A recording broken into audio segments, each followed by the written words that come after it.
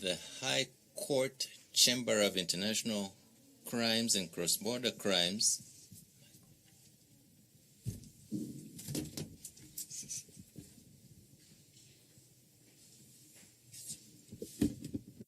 Urukiko rukuru. The High Court Chamber of International Crimes and Cross-Border Crimes in Kigali at the Supreme Court, the first instance, has tried this case of HC/HCC today on 26th February 2021. This is how we have decided. The prosecution against Nsabimana Felix and his co-accused. The case is about the competence of this chamber as expressed by Mr. Paul Rusesabagina.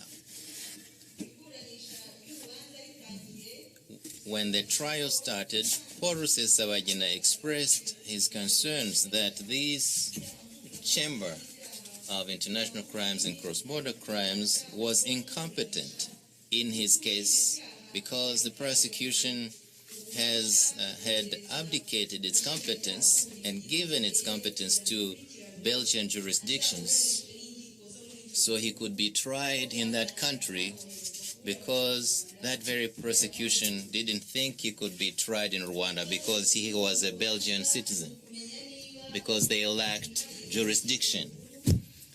This court, High Court Chamber of International Crimes and Cross-Border Crimes, has analyzed that concern.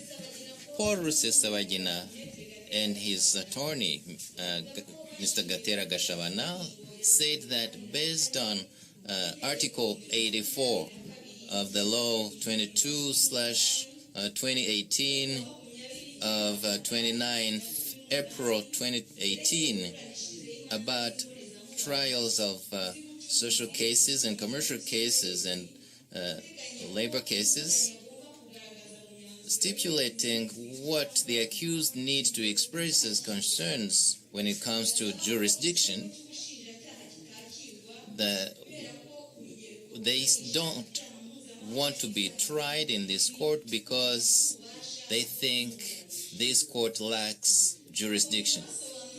They say that they base their concern on the paragraph 71 of the prosecution's document that said Paul Rusesabagina could not be tried in Rwanda because he received Belgian citizenship in 2002. So that prosecution sent his case to Belgium so he could be tried there. They also said that both prosecutions have been collaborating during the investigation, but the problem was how he was arrested. They say the prosecution does not explain how he was arrested other than that he was arrested in Kigali on 28th August 2020 because of terrorism acts. But defense find that there was a breach of law. They say for that reason this court lacks jurisdiction. They conclude saying that based on the paragraph 12 of the law about court jurisdiction, about sending a court to the right court, and based on Article 93 of Law 22/28, as mentioned above, about lack of jurisdiction, defense is requesting that the case be transferred to a first instance court, correctional court in Brussels, close to his residence, because they say they have jurisdiction. prosecution say that Paul Rusesabagina's request is not understandable. They're mentioning a lack of jurisdiction. They say that prosecutions that based on paragraph 42 about trying anybody who has committed international crimes and cross-border crimes in Rwanda or abroad, and what's stipulated in paragraph 10 of the law of 2018, 30th August 2018, about crimes and punishments, about crimes committed on the territory of the Republic of Rwanda, whether by a foreigner or a national. They find that this court has jurisdiction to try Rusesabagina Paul for terrorism crimes, cross-border crimes related to terrorism. The prosecution finds that Paul Rusesabagina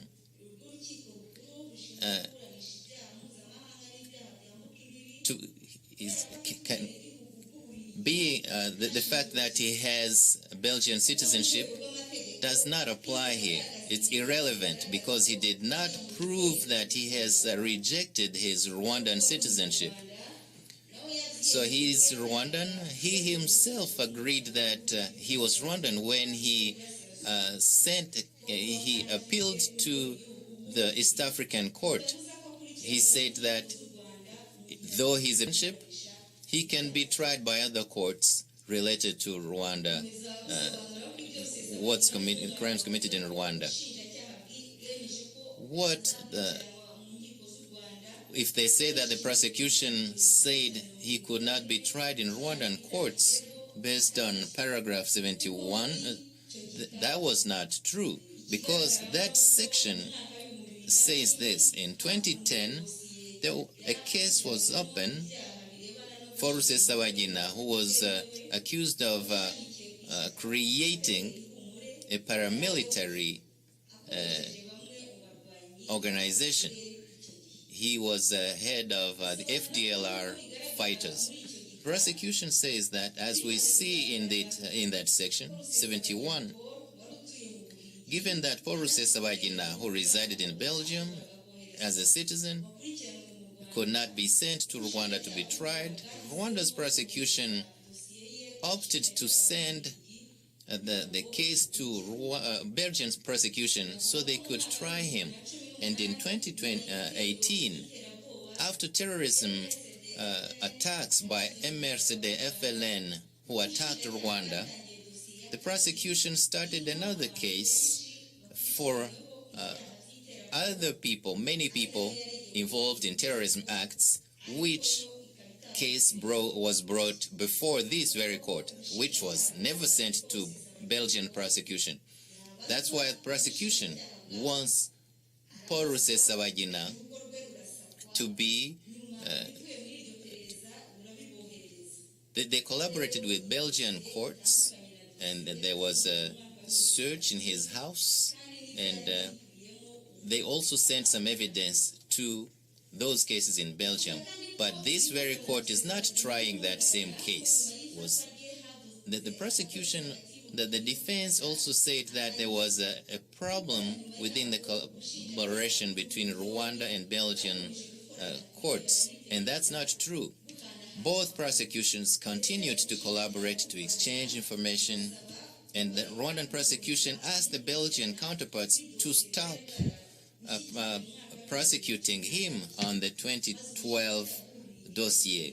So the Belgian prosecution sent their Rwandan counterparts all evidence and documents that they had received from the latter. They concluded saying that what Rusesabagina and his lawyers say that this court lacks jurisdiction is irrelevant, because according to the law, he can be tried. It's not because of how he was arrested or how he was detained. Simon Calixte and his lawyers say that a lack of jurisdiction mentioned by Rusesabagina is irrelevant because they find that this very court has competence, has jurisdiction on this case. He says that he's not Rwandan, and it's not true. They say it's not true because when they started that war, he wanted to be president of Rwanda, and he could not be president if he were not a Rwandan citizen. This is how this court finds this. Rusesabagina Paul is accused of creating MRCD, heading FLN-MRCD. It's a military organization based in neighboring countries that has been attacking the country in Nyaruguru district, Nyamagabe, and Rusizi districts. Even though he and other leaders of that organization were outside of Rwanda, they have supported those terrorist attacks. Before the trial of this case, Paul Rusesabagina and his lawyer said there was an issue with this High Court Chamber of International Crimes and Cross-Border Crimes, saying they lacked jurisdiction because that prosecution has sent the dossier to Belgium for those crimes by Belgian crimes, saying that they agreed that he could not be tried in Rwanda because of his Belgian citizenship obtained in 27 July in 2000. In 42, paragraph 2 of the law 30/2018 of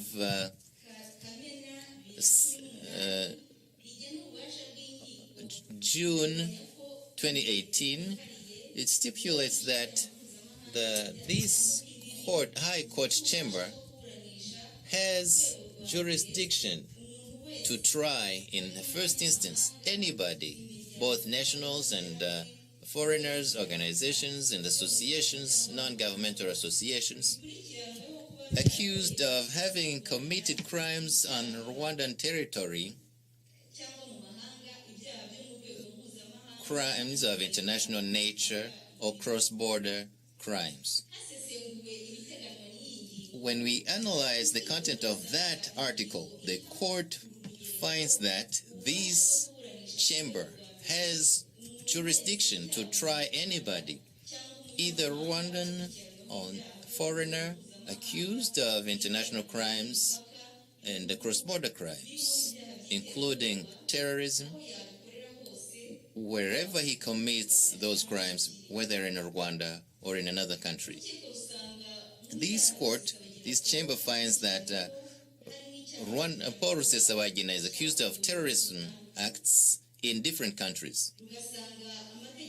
It finds that Rwandan laws stipulate that when one of the acts is committed outside of the Rwandan territory, it's called cross-border crime, as per Article 14, Section 2 of the Law 68/2018 of 30th June 2018 about crimes and punishments.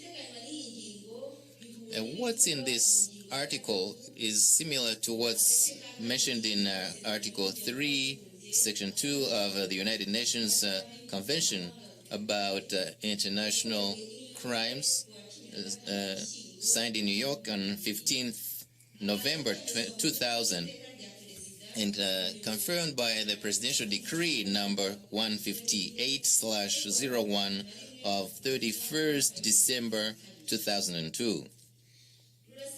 The court finds that based on what's in Article 9 of Law number 68/2018 of 30th June 2018, the crime committed on the Rwandan territory is called such if one of the acts is committed on Rwandan territory, when it's committed by a Rwandan against a Rwandan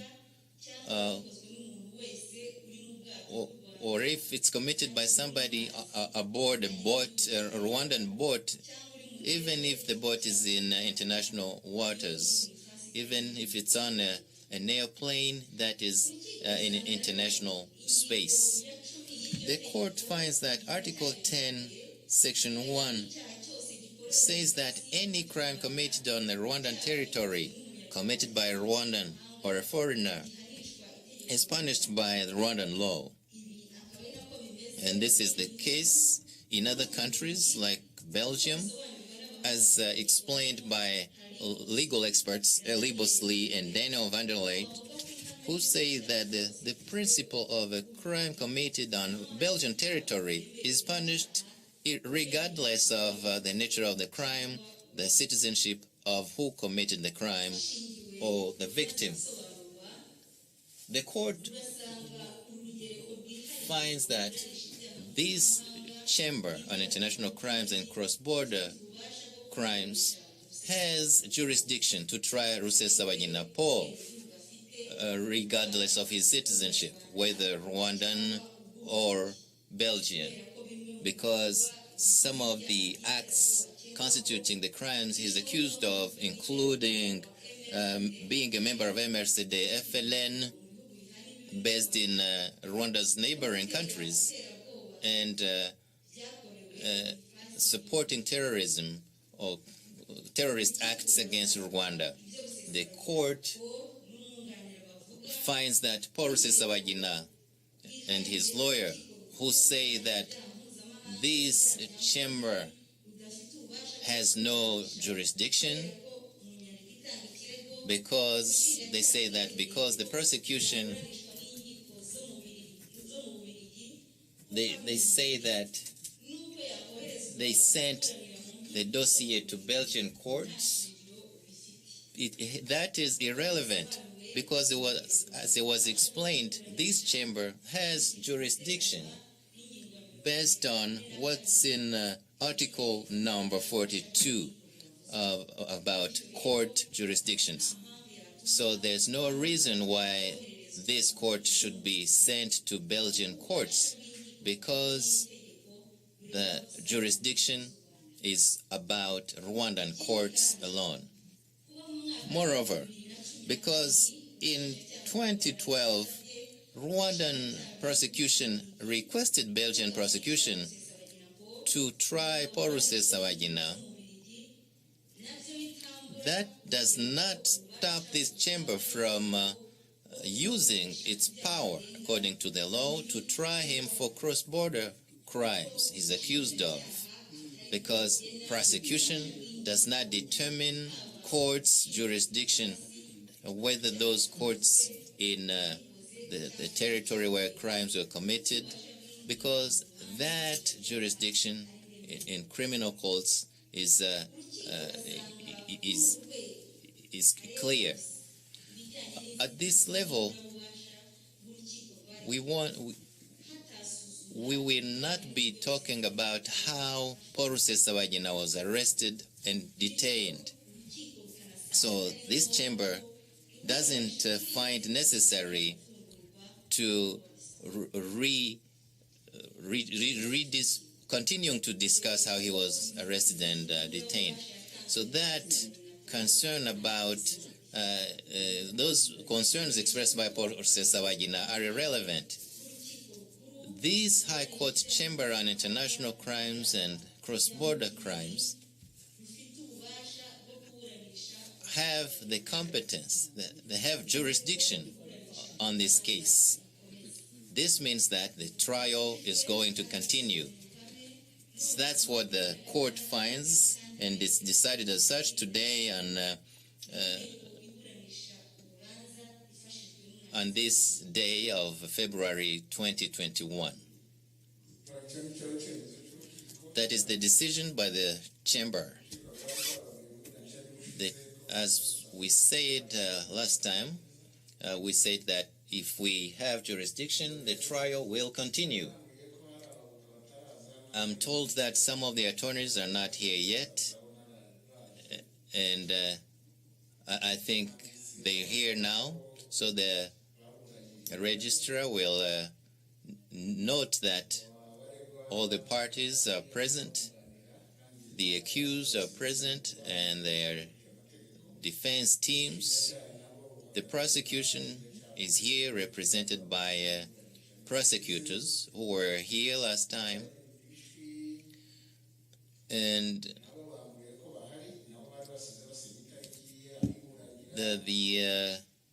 those who are here for compensation, they're present, and they're lawyers. So the trial is going to continue. Ndabona Me Gatera Gashabana baratuvuze ko twakomeza iburanisha. I forgot to say that about Rusesabagina, there is a new lawyer, Me Rudakemwa Felix, who is in the defense team, on the defense team. So, Mr. Rudakemwa, you are part of the team.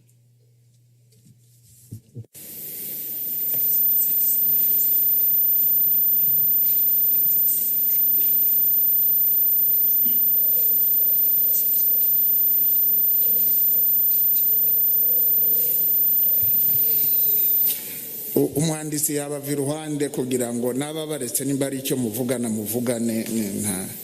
Registrar, please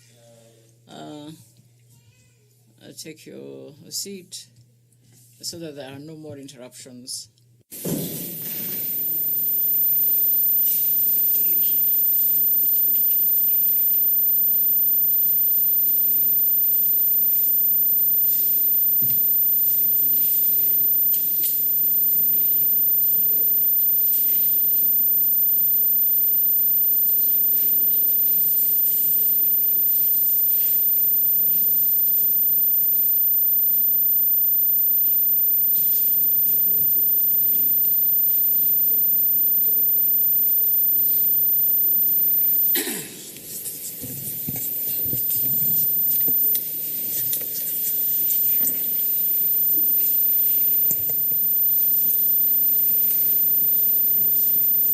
Murakoze, Monsieur le Président.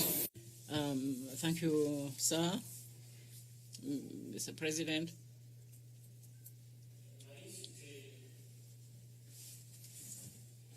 Mr. President, I have two items to raise. First, about the decision that we have just, the conclusion that we have just heard that had been read. I should like to request that the registrar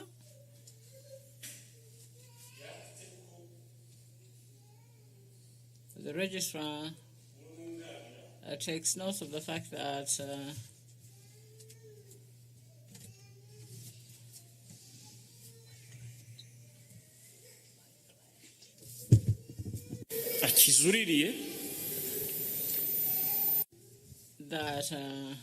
my client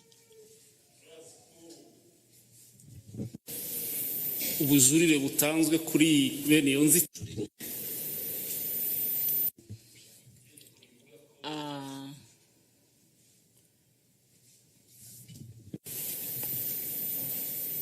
ubujurire butegereza.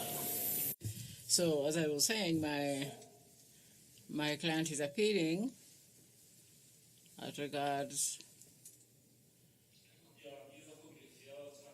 the substance. So, Mr. President, can the registrar please register that we are appealing? A second issue, Mr. President, still concerning the conclusion. Nuna. Decision. The decision, not the conclusion. Still concerning the decision, before we learned of this decision, and as you yourself concluded,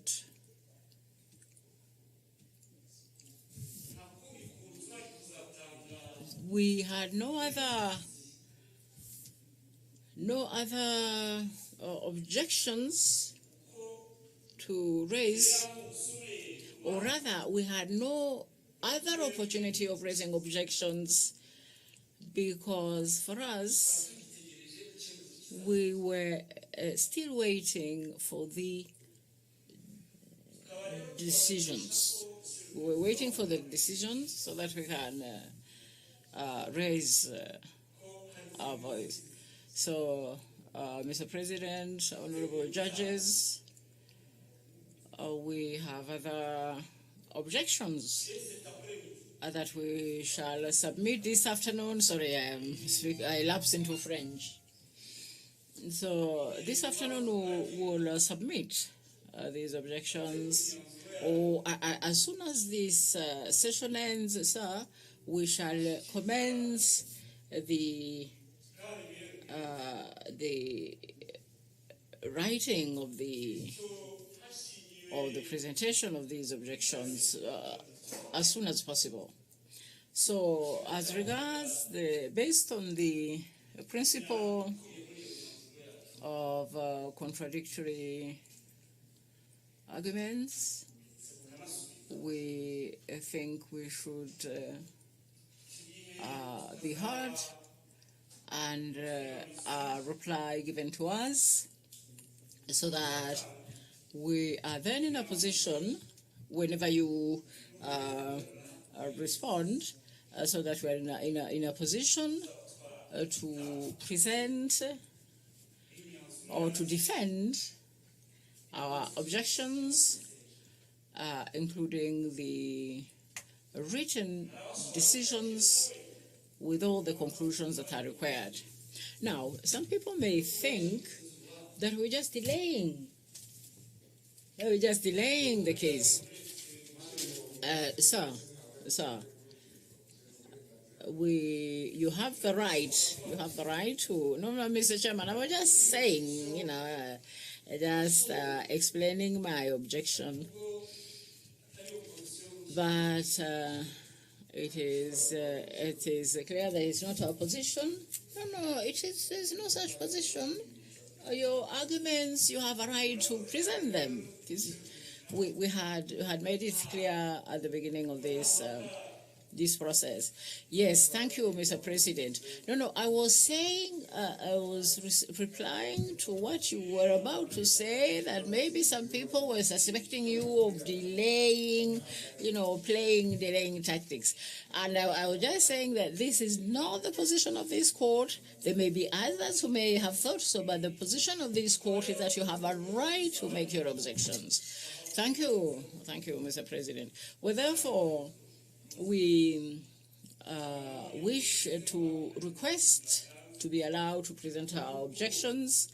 I heard there were some objections that were mentioned, but maybe their understanding of the jurisdiction or the competence of this court is somewhat different.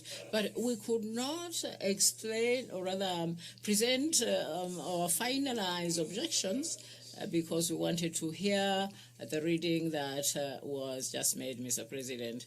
We thank you. Thank you very much. Can you explain clearly? I don't understand exactly what you are requesting. Can you explain what you are requesting?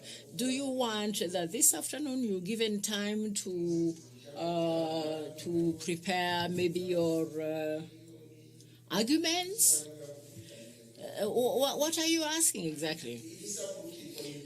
Say exactly what you want the court to do for you. Thank you very much. We want enough time, Mr. President, enough time after this process today, enough time to prepare our objections and formulate them. So we don't know whether, given the urgency of this matter, whether you will set a specific deadline for us to present these objections, because maybe you need those objections in order to set the date. The Prosecutor General will need maybe this information to set the date for the next process. or the next stage in the process. This is what I was requesting, Mr. President. Thank you very much. Me Rudakemwa or Mr. Rusesabagina, do you have any thing that you wish to say about this? Thank you, Mr. President. What the lawyer had just said, I agree with that, and in fact we had already agreed on what he just said, including my co-accuser. Now, prosecution, you have had the party. Can you please respond?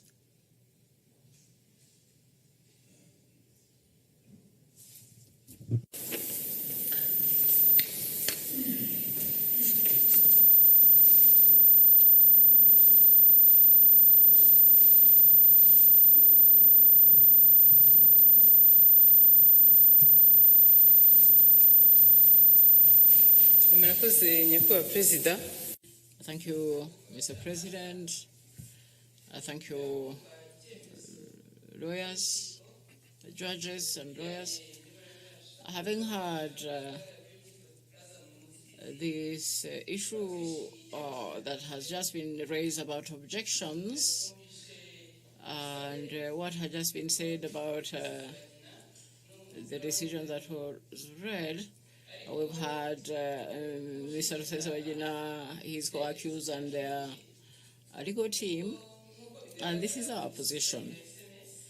As the SMS system shows, there is already a set of objections that were presented, and we have all read them. We have all have access to them. They are already in the system, and the position of the prosecution is already known as regards these particular objections. It is already known. Therefore, I do not think they should be allowed to proceed as they suggested or requested. The second thing we might say to explain the matter is this. They say that there had not been previous objections. It is not a fact, because some of the accused have already made objections. Can I ask you, there is Sanzomukire Felicien, Nyaneza Rusesabagina, who have asked for the floor, so you may conclude on that. The President says, well, they are saying that they were not aware of objections, or rather the decision and how it's going to be formulated, and they needed to hear the reading they had just made so that they can adjust their objections. This is what they are explaining. I'm sure, I don't know if I explained it properly. Yes. What we can add is that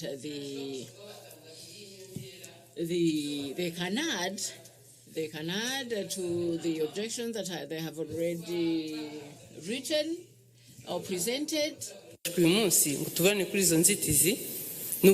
can add, they presented their arguments, they can maybe add, but that is normal, but it doesn't mean that the process should stop or that the court should adjourn.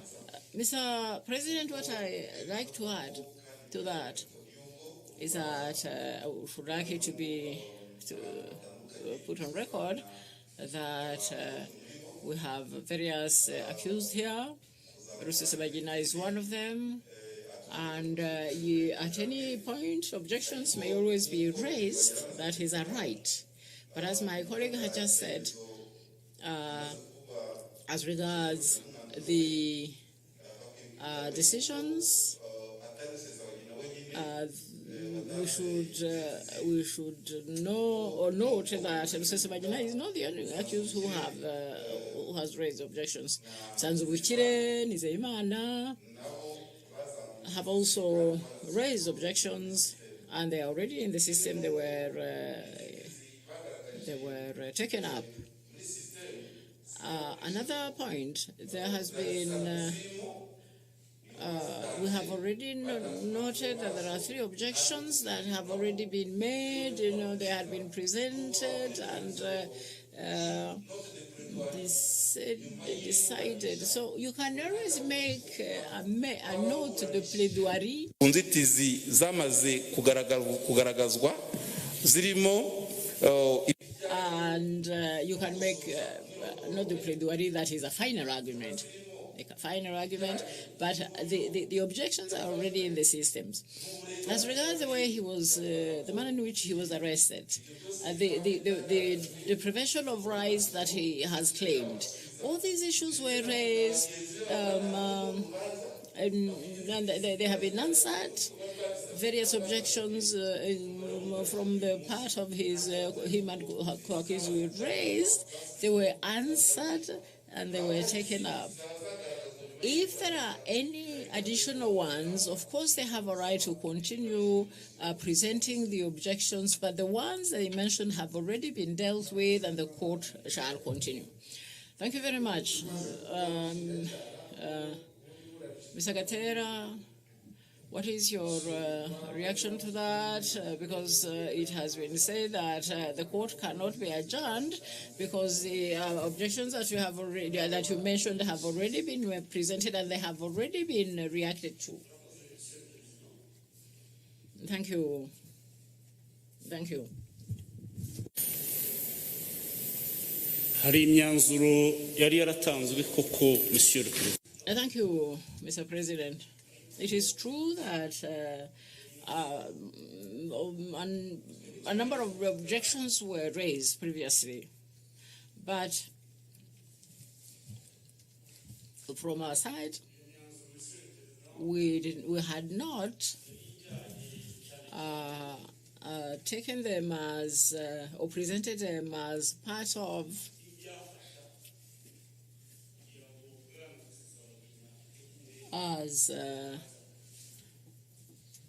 or rather they were part of the process of preparing the case. They were at the preparatory stage, and the objections mainly concerned the impediments that he encountered when he was preparing for his defense. These are the ones that we presented earlier. Now, the ones that we plan or intend to present now, and the ones about which we are requesting time to present them,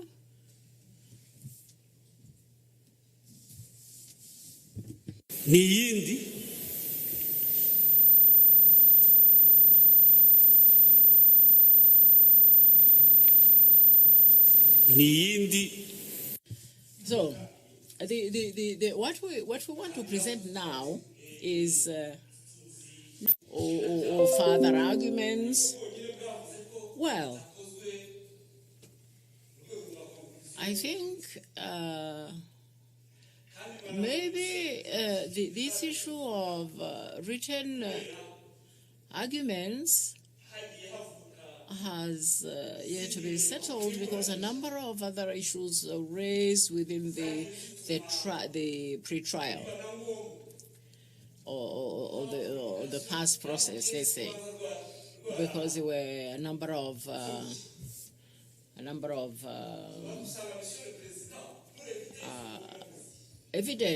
pieces of evidence that were not yet properly prepared, and so therefore we wish to be allowed to have a written brief that we shall present in writing to the prosecution. The reason being that we do not wish the prosecution to claim that they were surprised, and I think in if we base ourselves on the right to contradiction or fairness, it will be good that such a written brief is presented from our side, so that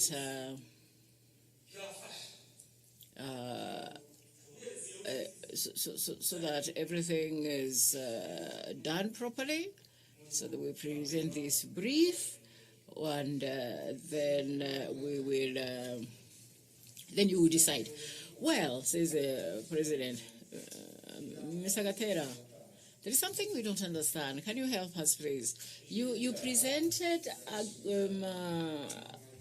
objections. They were written objections. I don't mean the ones, Mr. President, I don't mean the ones that you have already decided on. We have heard that because there have already been objections that were decided on. Are you saying that you need more time or to present your objections or your brief, and then we come and decided on it? What? I don't understand what you mean. Yes, Mr. President, it is a fact that objections were made. And we have no right to question this because it is your... No, I'm saying, what do you want? Please, because you've already given objections. You say you are not questioning these previous objections that were answered. You said you now have other objections that you want to write, to present in a written brief. What do you want? Because do you want to go back on the objection that were answered? Do you want to add on them? You want to prepare something else? Well, Mr. President, what we are asking or requesting is that the objection that we plan to present, which may have a relation with the previously presented objections, is a fact, but still, Mr. President, it is not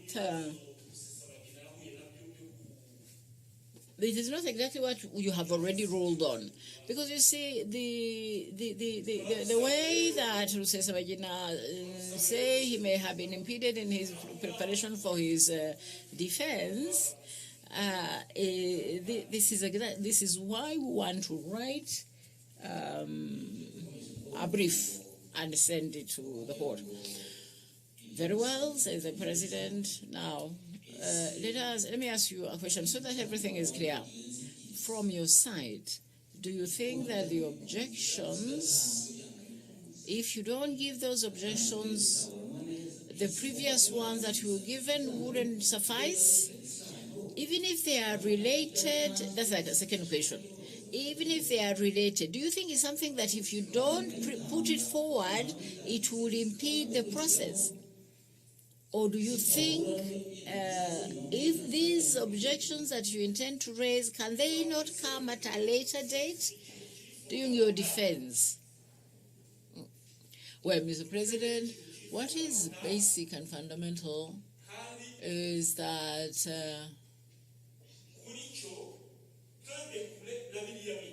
what we want to raise as objections are related. They are in a way a follow-up to the previous objections. Actually, Mr. President, what we want is to reformulate, because what the prosecution has called objections, in our view, it was merely something to facilitate and smoothen the preparation of the court case. And therefore, now what we want to present in this brief that we propose is objections that are more fundamental, because what we say is so fundamental that we cannot go ahead with what had been previously ruled upon if we don't give these objections. Thank you. Well, we don't understand you. Say, we don't. because you have submitted a number of documents in English. We have read them, we have understood them, what you've already presented. There are many issues about Rusesabagina's rights that you were saying had been violated. Now, my question, do you want these issues to be raised today or do you not? No, just a moment. Before you answer, says the chair, a further question. So we don't want to go into the substance of what you are saying. We're just saying what you called motion. You know, you had motion 1, motion 2, you know, in English, and you raised a number of issues about rights that were not respected. And you even concluded by asking Rusesabagina to be released. These are not matters. Are you saying that these matters cannot be raised during the process of the court? Or what do you want to present them separately? Mr. President, honorable judges, we cannot present these objections during the trial today because we need to review what has been said, the decisions that were, or rather the rulings that were made. So in other words, we want to review our position, our objections in light of the ruling that was given this morning. Because there are consequences to this, the reading that was made, the ruling that was read this morning. Well, sorry. Yeah, just a moment, please. I think we need to consult. We'll give you the floor whenever you ask for it.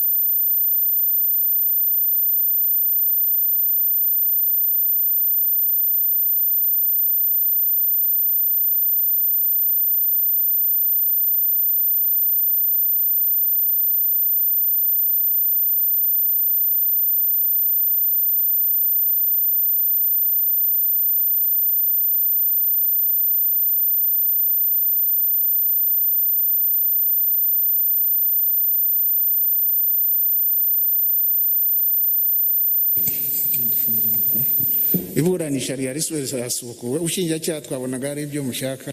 So now prosecution, I think you wanted the floor to respond to what Mr. Gatera has just said.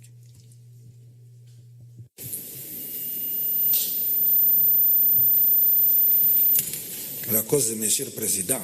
Twashakaga Thank you, Mr. President. Actually, there are two issues that we wanted to come back to.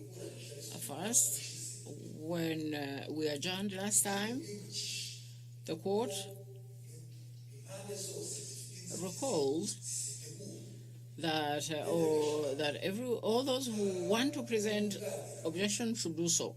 Mr. Gashabana and client do not explain why they didn't prepare anything. Well, you know, they've already said that the ruling that was read brought new issues, and they couldn't do anything before it because there were other issues that they wanted to understand. So this is the explanation they've already given. And now that they've heard it, they want to reformulate the objection. Yes, sir. Yes, Mr. President. This is what we understood exactly. Now, the ruling was about jurisdiction, whether this court has jurisdiction or does not. If it is decided that they have jurisdiction, the process then, of course, will continue. The trial, we will go into trial. This is what we all understood. Second, in case the court does not have jurisdiction, there was, of course, there was no more else to say, nothing else to say. Now, if it is decided that it's ruled that the court has this jurisdiction, then, of course, the whole process of the trial goes on. Second point, we cannot, remain in the abstract. You say there are objections. What objections? They are on what point? Do they contradict the objection that you've already put into the system? Because for the court to decide, we need to understand that the objection we want to raise or the arguments that we want to formulate are new and different from what is already there in the system. You cannot be abstract. You have to explain to the court and all the parties in what way these objections impede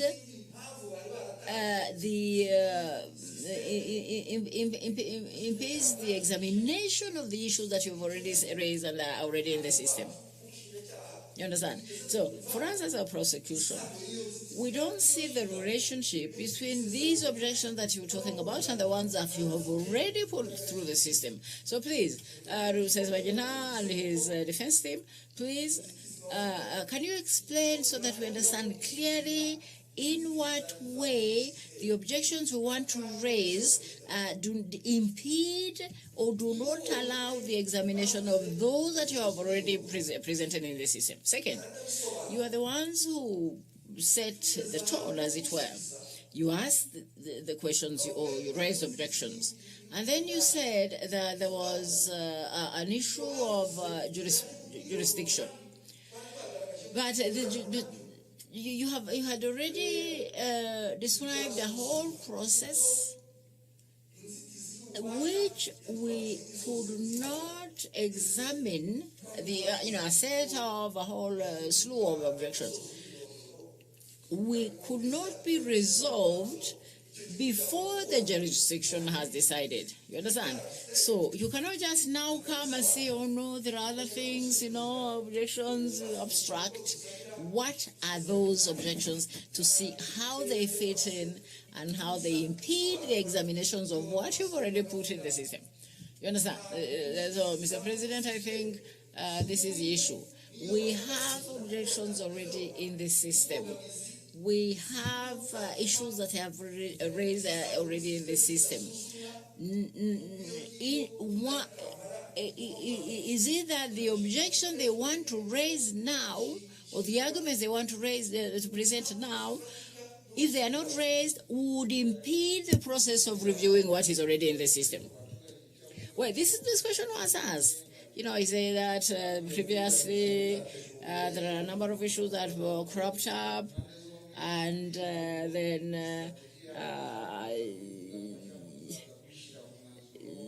we didn't want these things to be these issues to be in the ruling, but then he said he doesn't want to go into the issues that have already been previously raised, unless he's allowed to write a new brief with these fresh arguments. So, these questions have been already answered, or rather asked. Thank you. Now, why I'm using the word abstract is because without his explaining what is the relationship between what he now wants to raise and what he has already raised? I want to see the relationship. Is it that the previous formulated objections are not clear? Does he want to clarify? Does he want to add to? Because we shall, the court cannot decide unless we know why. No, don't go into the issue because it's up to the court to decide. Don't mention any decision. Have you concluded? Does your friend ask for the floor? Thank you, Mr. President. A few things we want to add about this point. It's been mentioned over and over again that Rusesabagina and his lawyers are the ones who entered objections in the system. It's not just one argument. There are 3 arguments in the system that were introduced at different stages. Mr. Gashabana, the lawyer, says that what the prosecution calls objections, that they see that means to allow the defense to prepare their case. But that's not true, Mr. President. Those 3 arguments in the system are not about the means. We're aware of that. There's a motion from 12th February, 3 motions from, 1 is from February. There's another motion on 20th January 2020, though I think it's 2021. So we've seen those motions and analyzed them. So those are the motions he's been talking about. So I just wanted to mention the fact that we're aware of those. Thank you, Your Honor. As we see in this dossier, the prosecution has responded to those objections. And for them to say that they want to suspend the proceedings today, for them to have time to prepare more, we think it's not a good reason to stop the proceedings. So let's look at what the law provides for. Article 127 and the law about criminal cases stipulates how proceedings should be carried out. In Section 5, it says that the court analyzes objections that have not been analyzed, and they rule upon those, and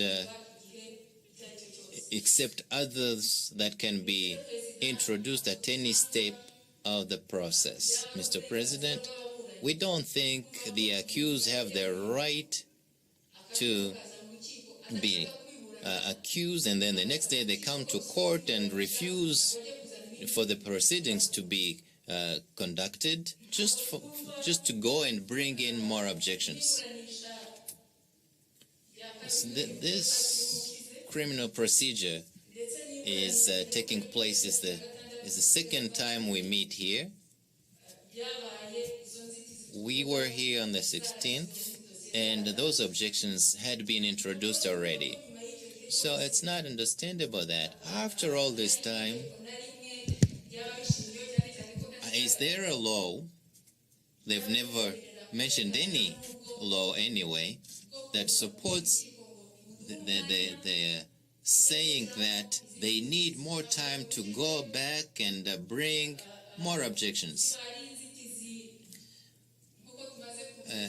Like we just seen in the law, they have the right to give more objections, to introduce more objections. But we don't think it's their right to have the trial be suspended or delayed, because this has taken time. And then they say, we don't want to make pleadings on the objections that we gave in the last time. So Mr. Rusesabagina and his co-accused, we want them to put this in writing and to say that the first objections they introduced are now irrelevant. If they are irrelevant, then we can understand that and welcome more objections.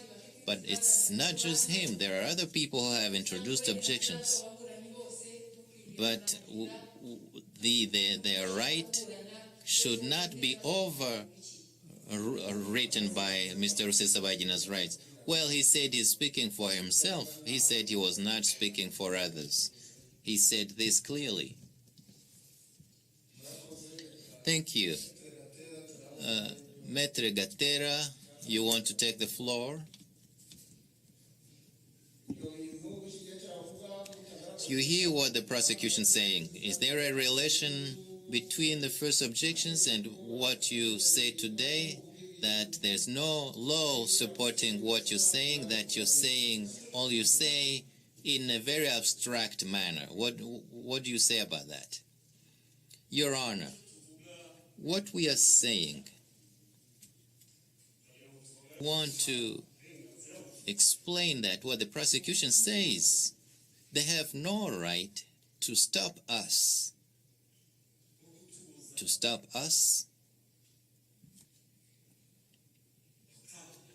from introducing objections.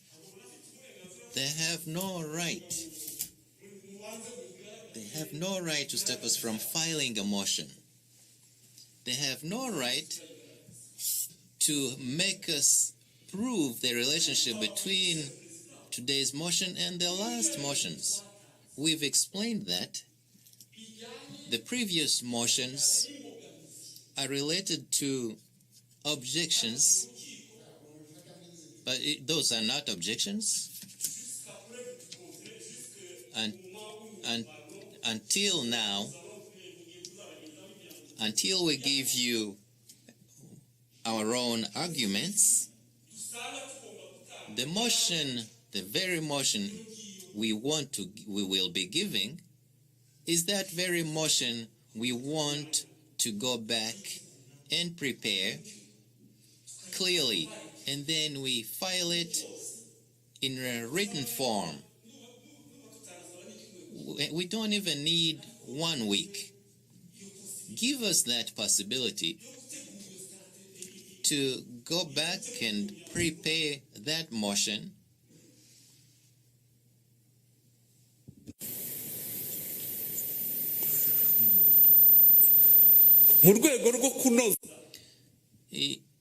As a way to refine what we want to file as a motion, Your Honor. But the question is, why haven't you done this? The chamber had said that should it find that it has jurisdiction, then we should go on. I think I've explained this, Mr. President. We gave a motion about jurisdiction. And once you do that, it means that you wait for the court to establish whether or not they have jurisdiction, like you said, to rule on that jurisdiction issue. So once you have filed that motion, and until you know the court's decision, Your Honor,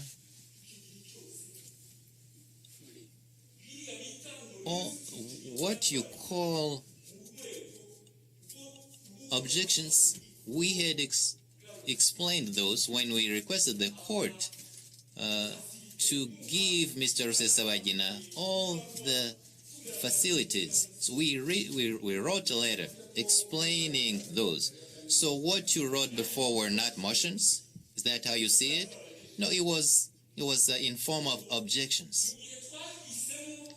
Because when we filed a motion about jurisdiction, we could not file any other motion until then. Now, if you're saying that we're not being very clear, that we're abstract, please bear with us, Mr. President.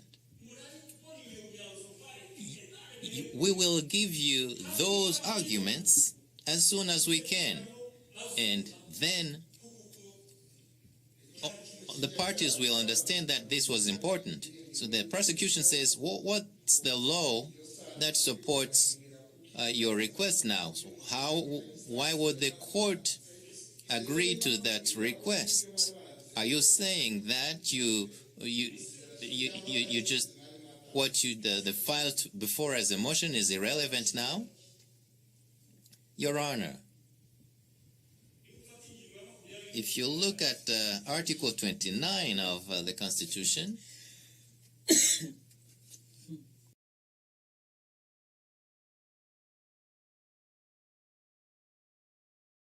and about criminal procedures, one guiding principle is about true justice.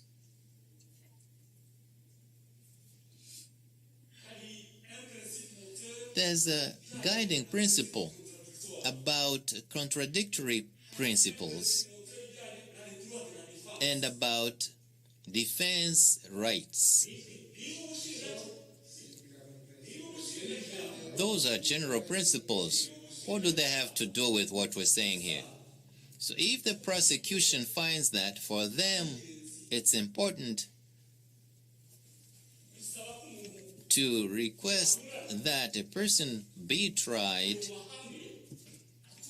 without respecting, abiding by those principles, Your Honor, I think you're the one who you'll be the judge of that. So what the court wants to know is that what do those principles have to do with the motion you want to file? If you're tried, if you go to trial, how are those principles denied, neglected? It would mean that we were not given the right to file the motion in a manner that we want in the interest of our client. So we find that, Your Honor, we're not asking for a month, not even a week. We just need enough time to put this in writing, to explain this clearly. The prosecution has no right to say that we're being obstruct. Let them wait. They will have that motion and they will have the possibility to respond. So please explain this, clarify this. So what do we do with the previous motions you filed? Oh, just objections. You mean, what do you mean exactly? I'm talking about objections that Mr. Rusesabagina, based on what Rusesabagina has experienced as obstacles, as we have explained. And we filed those so that he can have the right to prepare his trial. So you mean that was just information, not motions that the court needs to rule on? That's right, Mr. President. Then the court can please wait until we file a motion, a duly written motion. I think the prosecution wants to. Are you done? Does Mr. Rusesabagina wants to say anything about it? Nothing, Your Honor. Your Honor, let me add this. I'll be brief. Here is what we're asking of the court. It's about every accused right. These are objections. It's a motion we want to file in the context within Mr. Rusesabagina's rights.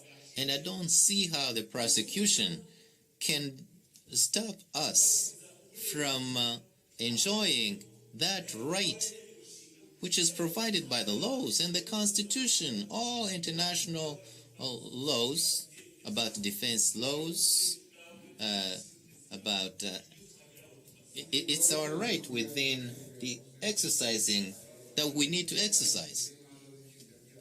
We understand that we know how it's done in criminal procedures. Your Honor, what the prosecution says, it's an ordinary law, and we've mentioned the Constitution. Article 106, it's about hierarchy of sources of their law. And we find that even based on only those facts, we deserve the right to respect those principles. Thank you. Thank you. Go ahead, the prosecution. Jean-Pierre, you want to say something?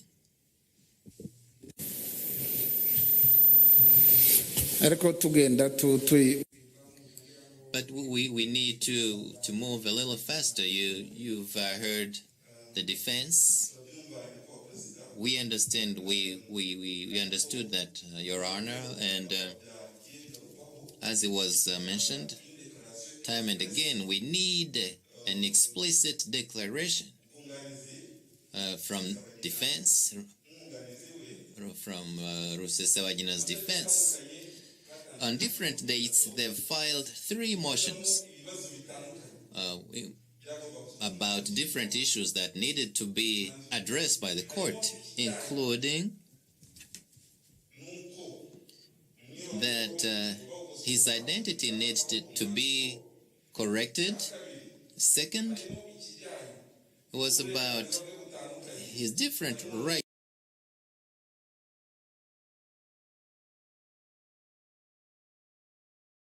He arrived in Rwanda and was brought before this very court. So those 3 motions, he said those are objections. He said it's information he was sharing with the court. He said it was not motions. So, Your Honor, we want to clarify that. With those 3 motions, and the prosecution responded in 29 pages, 29-page document, dealing with each one of those motions. We gave our views on that. The court needs to decide on that. Article 122 of a social procedure iyo nta cyavuzwe muri procedure penal about civil cases. It says that if you drop your case, you renounce your right to go to court and your right to have that court tried. We want the court to analyze that. He gave his motions, 3 motions, and we've responded to each one of those. And now he's combining all those issues, saying that he was just an information sharing exercise that he shared with the court. He was just preparing his case. Your Honor, we want the court to ask him, to request him to make an explicit declaration before the court, saying that he's dropping those 3 motions from today and that he will never come back to those from now on until the end of the trial. He should say that explicitly.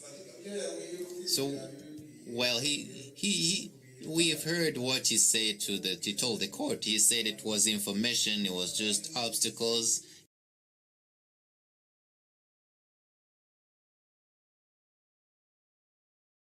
So it's just information. I think that's what Me Gatera said. But you can carry on if you have anything else to add.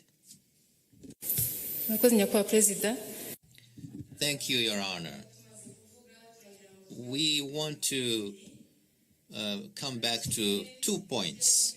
One is about that last point, that he should tell the court that it was not motions. He should say that clearly, explicitly, that it was information. But let's remind the court that on 16th February,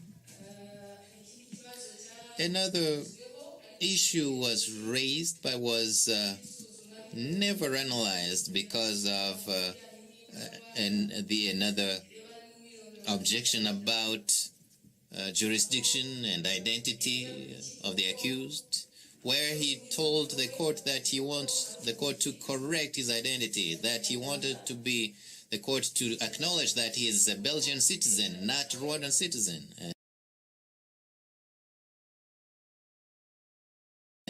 We said that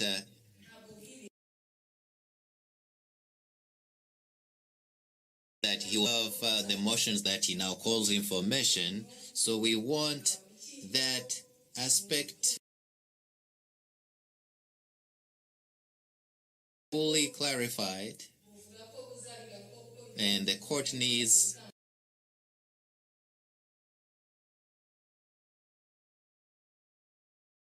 more. Second point is this: it's the time they are requesting to go back and prepare another the motion they want to file. The prosecution does not stop him to go back and do that. We did not say that, and we've mentioned the law that stipulates that. But we do not point that is within one of the conventions signed by Rwanda about International Covenant on Civil and Political Rights, Article 14 and Article 9, and especially on Article 14, paragraph 3b, about the right to have time to prepare your trial, the right, time, and facilities to prepare your trial. Your Honor, we will talk about time here. Me Gatera says it's not even a month, maybe a week.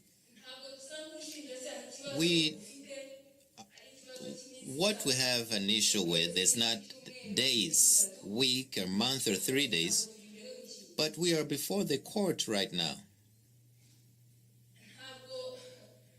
You see, the parties should not request the court to rule upon something that remains abstract. Article 14, about those rights to have time to prepare your trial.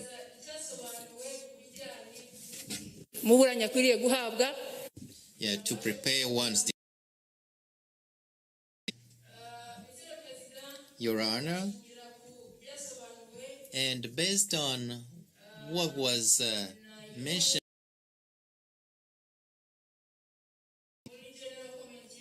in their general comment, number 13.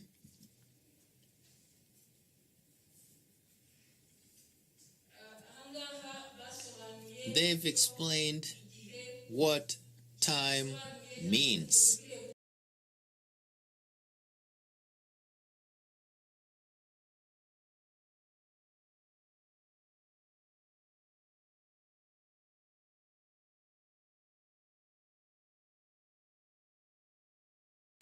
Or the right time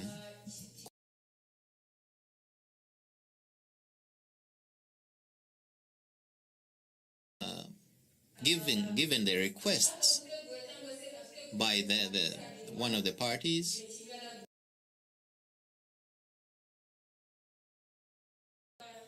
If we use the very words used in that general comment, it says this: what the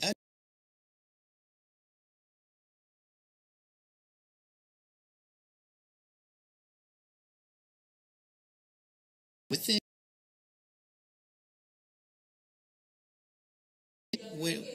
the court, it's not about a week or a month. but they should motivate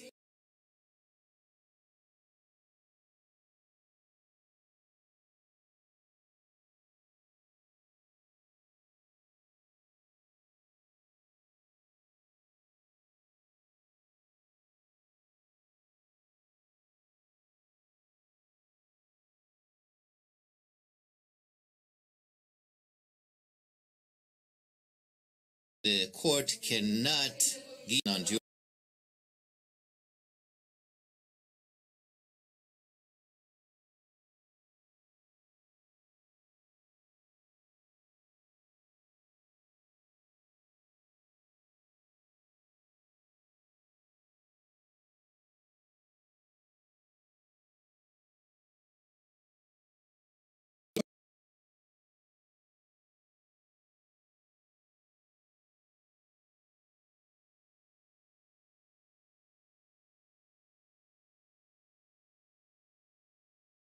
It's a reasons of a crime, innocence. At no point does it discuss the motions that the accused can file. So that Article 29, when he's though we were talking about criminal procedures, this Article 29 does not contradict Article 127, which is the one that applies to the case being discussed here. So he says the 129 in the Constitution, but he does not mention this to motivate his request to quote an article, but you need to know the content. So this article is about true justice. So from paragraph 1 to 8. So what is the segment?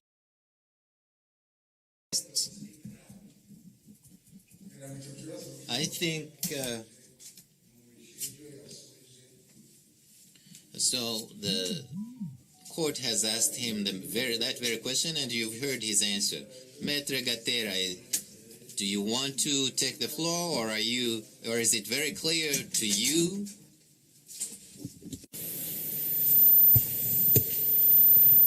hari ikibazo ubushinjacyaha buga The prosecution has insisted on identity. I think when it comes to identity,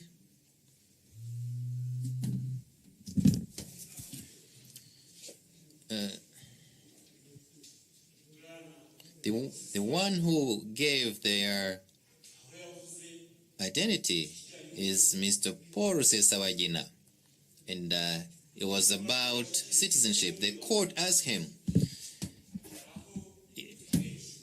is the identity as said here, is it correct? He said the court got it wrong on the citizenship. The registrar took note of that. Doing that, it raised a debate. But the court itself said that what's being tried here, or other things, the issue is not about citizenship. It's not about trying the case in itself. The registrar limited his note to citizenship of the accused, period. If the prosecution just self-declared Belgian, it's not to be judged by you, Your Honor. That citizenship issue in other mechanisms. So the prosecution says this: what Rusesabagina asked to be corrected with about his identity, he said it's not part of the motions that you call information. it's not about citizenship. It's correcting the identity because he said he is a Belgian citizenship. That's right, Your Honor.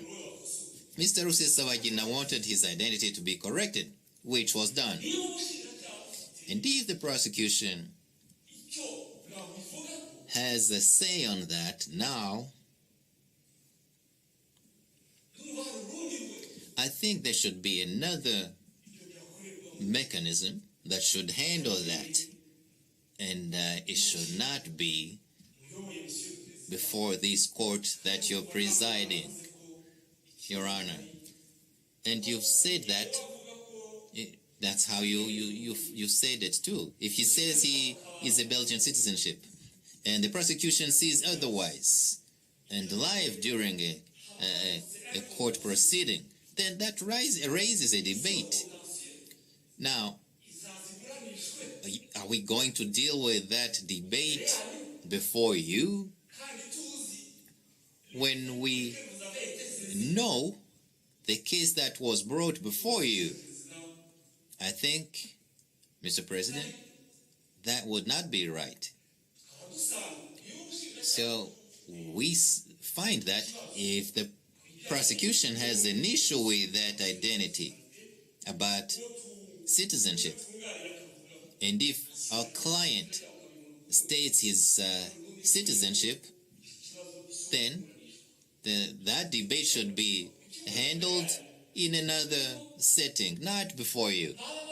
But if it was brought before you, they would fall in that trap of delaying the proceedings, even though they were accusing us of that. So I think, Your Honor, that's how I see this. Both parties do not agree on citizenship, but it can be handled in another setting, in another mechanism, and according to the law. And it's not before you, Your Honor, because when they indicted him, they never say that he has usurped a different citizenship. It's not within the indictment. And, Mr. President, the indictment is the one that guides these proceedings before you. So we should not waste time on that citizenship issue. Moreover, Your Honor, they're saying that we did not,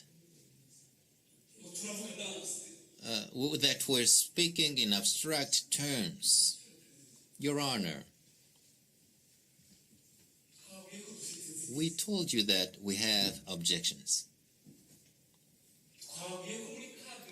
And we said that within our strategy, that we could not have filed that objection before you had ruled on jurisdiction.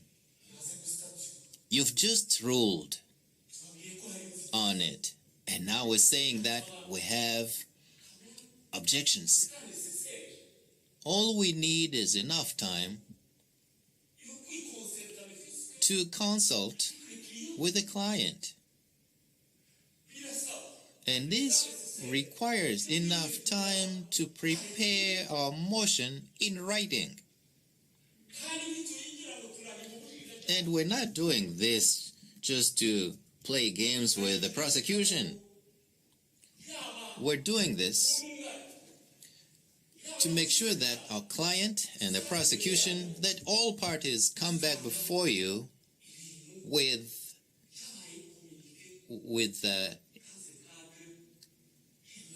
something that has been communicated in due form, in a due process. We cannot say, no, just go ahead and keep talking. It's all right.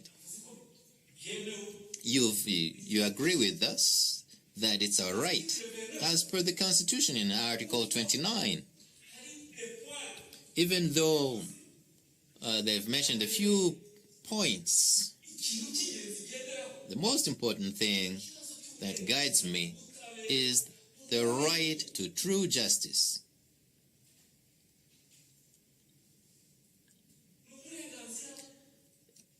It's the right to that principle that gives us the right to give our arguments. You always remind us of that. So how would it be overlooked now? Your Honor, they just read in international conventions on civil law, Article 9, Article 14. Those principles are the ones similar to those in our Constitution, Article 29. Moreover, even though it was provided for in Constitution, Article 18, Constitution of 2003, it said the defense rights are absolute at all steps and all degrees of the proceedings. The current Constitution has maintained that. And if you bring a position, a note, a document introduced by some person in relation to those articles, Your Honor, that does not stop our request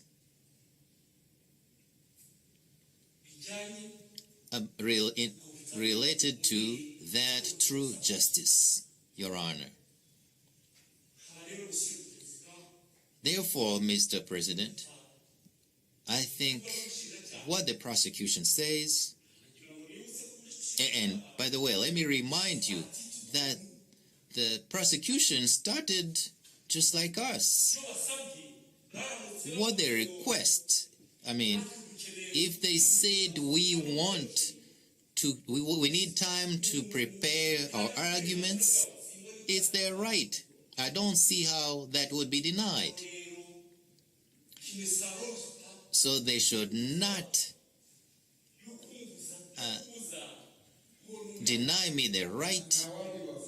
They have no power to deny me to do what I need to do. Well, they have the right to respond to what you say. You respond to what they say. They don't decide. They were saying, well, he should say right now, right here and now, that he denounces, he drops the 3 motions. Now, Your Honor, defense rights is at all steps of these proceedings, which means this. If there is an exception that they want to raise,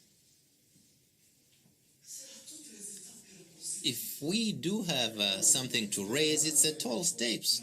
But we need to remember what the new law says about criminal procedures. We need to keep that in mind, that current law.